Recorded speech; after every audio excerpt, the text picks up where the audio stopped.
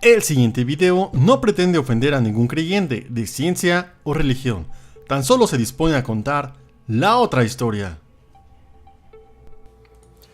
Hola, bienvenidos a la otra historia. En esta ocasión vamos a comentar 7 puntos por los que Yahvé o Jehová, es decir, el Dios del Antiguo Testamento, no es un Dios espiritual, sino una persona de carne y hueso, pudiendo ser un extraterrestre. Punto número 1. Se dice que Dios es alguien todopoderoso, que es el Dios del mundo.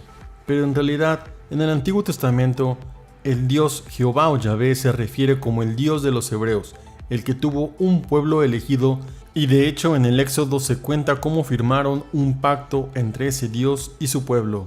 Punto número 2. A diferencia de lo que se cree, Jehová no era el Dios único, sino que en el Antiguo Testamento se mencionaba, por ejemplo, la palabra Elohim, que significaba dioses. De hecho, en algunos versículos de la Biblia, como Salmo 82:1, se mencionaba que Jehová estaba entre los dioses. Además, en reiteradas ocasiones, como en el ejemplo de Éxodo 25, se mencionaba que Dios era muy celoso de los otros dioses. Punto número 3. A diferencia de lo que se cree que Jehová era un Dios invisible, de hecho, se podía hablar con él cara a cara, como se explica en Éxodo 33.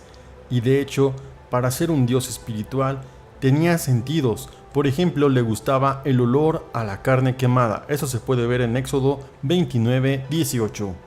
Punto número 4. Sus ángeles. De hecho, la palabra ángel significa mensajero. En este caso, los ángeles eran los mensajeros de Jehová.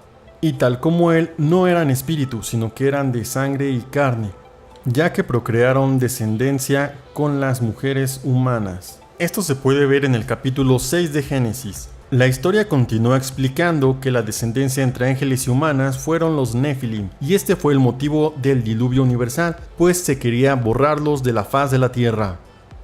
Punto número 5. Se supone que el Dios Todopoderoso es un Dios de paz, pero Jehová es un Dios de guerra. De hecho, se menciona con algunos títulos como el Dios de los ejércitos. Mandó a matar a todo aquel que no creía en él, sin importar si era familia de su pueblo o se trataran de niños inocentes. De hecho, uno de sus rituales favoritos era el sacrificio de animales.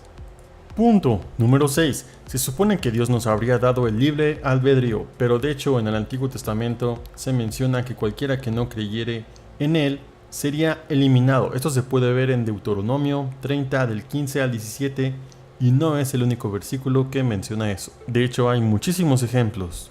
Punto número 7. La gloria de Dios. Cuando se menciona la gloria de Dios en Ezequiel, se menciona que era algo muy impresionante, que se escuchaba muy fuerte, algo muy grande y que de hecho se podía entrar en él. De hecho, habría seres dentro de la gloria de Dios. Había un trono de jade. Esto nos da a pensar que era una nave espacial, pues podía aterrizar y podía volar. De hecho, Ezequiel entró en la gloria de Dios. También en el Éxodo podemos ver cuando Moisés estaba haciendo el pacto con Jehová. Moisés se sentía algo inseguro ya que iban a ir a la guerra, así que le pide a Dios que le muestre su gloria. Después de esto, a él no le queda duda de que ganarán. Y bueno, tal como lo comenta George T. Season, el hebreo es un idioma que no tiene vocales en su forma escrita, por lo que la palabra gloria en hebreo kabod pudo haber sido confundida con la palabra kabudá, que significa vehículo impresionante para mover cargas pesadas. Y bueno, vamos con un dato extra. Si ya mencionamos anteriormente que a Jehová le gustaba el olor de la carne quemada en los sacrificios que se hacían en honor a él, pues adivinen a qué huele el espacio. De hecho, a varios astronautas ya se le ha preguntado que cuando llegan de sus misiones pueden oler sus trajes y queda un olor precisamente a carne quemada. Los dejamos con este dato y nos vemos en otro episodio de La Otra Historia.